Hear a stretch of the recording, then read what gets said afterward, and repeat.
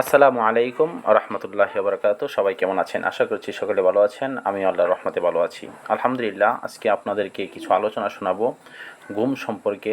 আল্লাহ পাকের যেসব নিয়ামতের কোনো তুলনা হয় না, এর একটি হচ্ছে ঘুম। আমাদের সুস্থ স্বাভাবিক থাকার জন্য ঘুমের কোনো বিকল্প কোনো কিছু নাই। এই নিয়ামতের কৃতজ্ঞতা আদায় করা কোনোভাবেই সম্ভব নয়। যাদের ঘুমের সমস্যা তারাই কেবল বুঝতে পারে যে ঘুম কম হওয়ার কারণে তাদের কতটুক শরীরের মধ্যে কষ্ট হয়, খারাপ লাগে। আমরা অনেকেই উপর হয়ে ঘুমাতে পছন্দ করি, উল্টা হয়ে ঘুমাইতে পছন্দ করি, কিন্তু এই অভ্যাসটা একদমই ভালো নয়। এভাবে শোয়া সাময়িক আরামদায়ক মনে হলেও মূলত এই বিষয়টি অত্যন্ত খারাপ। কোনোভাবেই আমরা উলট হয়ে ঘুমাবো না। রাসূলুল্লাহ সাল্লাল্লাহু আলাইহি ওয়াসাল্লাম এভাবে শুতে নিষেধ করেছেন।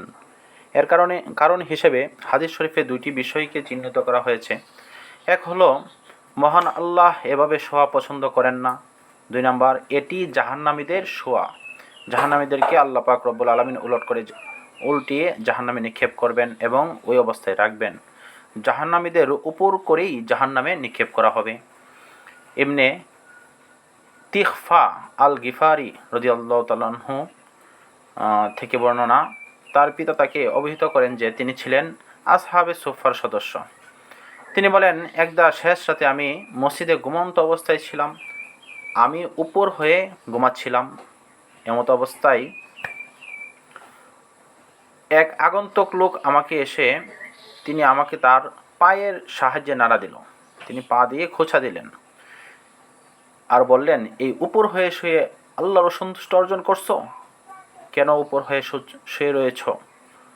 আমি মাথা তুলে দেখি এই লোক অন্য কেউ না, স্বয়ং রাসূলুল্লাহ সাল্লাল্লাহু আলাইহি ওয়াসাল্লাম। অর্থাৎ আল্লাহ নবী সাল্লাল্লাহু আলাইহি ওয়াসাল্লাম ওই হাদিসের মধ্যেই নিষেধ করেছেন এবং আল্লাহর অসন্তুষ্টি অর্জন করছো তুমি, এটা করা যাবে না, উল্টিয়ে ঘুমানো যাবে না। অন্য হাদিসে এরশাদ হয়েছে, আবু যর রাদিয়াল্লাহু তাআলা আনহু বলেন, আমি উপর হয়ে শুয়ে থাকা অবস্থায় নবী করিম সাল্লাল্লাহু আলাইহি ওয়াসাল্লাম আমার পাশ দিয়ে গেলেন। তিনি আমাকে তার পা দ্বারা আবার খোঁচা দিলেন। আমি বললাম, হুজুর কি হয়েছে?